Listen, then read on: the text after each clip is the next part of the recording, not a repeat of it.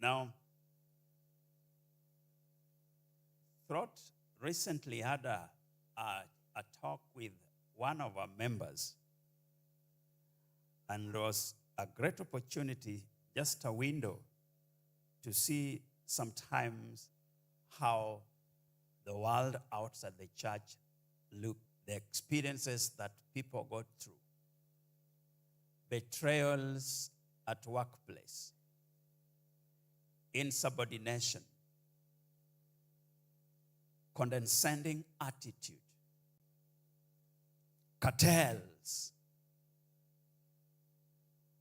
people being planted under you to undermine you and to crapuliously creeping in to knock you out of the way. Meetings are held where you are supposed to be the chair and you didn't chair them, and minutes have been passed and your signature written, purported that you signed. Throat-cutting situations. That is part of what you are going through.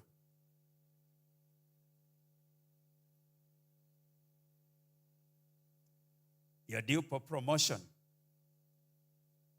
but it is not meritocracy. Somebody somewhere just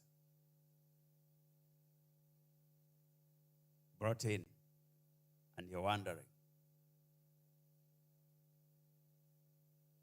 are we together? That is the part of the world. You qualified for this tender. Everything is okay. But you don't get the tender. Somebody says they want a kickback. They start bargaining. And so as I listen to these stories,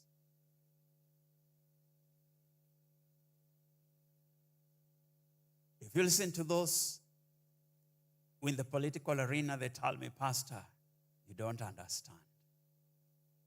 It is a different ballgame altogether. But the question is, as a Christian, what do you do in those moments? Is it possible to be true to yourself? Hello? Is it possible to be true? And that is what we're driving at today. Keeping true. Peter is writing to a bunch of Christians, and he begins by saying, Peter, an apostle of Jesus Christ, to God's elect exiles scattered throughout. They are scattered. In other words, it's a hostile world full of storms. But today I submit to us that hostile world or worlds are overcome by knowing and growing in your identity. For you to overcome a hostile world, you must know and grow in your identity. In other words, your position and identity. And in this text, Peter tells them their position is that they are elect and scattered. They are elect and scattered. There's dispersion in where we have today modern day Turkey. No. Peter writes, and Peter, the name Peter means one who hears. But that was not his original name. His name was Simon. The first time his brother Andrew brings him to Jesus after John the Baptist has just preached and said, there is the Lamb of God that takes away the sinful nature of mankind in the Gospel of John. The following day, Jesus sees him. John sees Jesus, and he he makes that statement, immediately two of his disciples leave him. They leave him. And one of them is Andrew. They go with Jesus. And then they stay with Jesus. And then the first thing that Andrew does is he goes for his brother Simon. Come, we have seen the Messiah. He brings his brother to Jesus. And Jesus looks at Andrew, Simon, and he says, from now on, your name is going to be Peter. Something like that. In other words, as first instance, Jesus looks at Peter in his heart and he sees what he can become.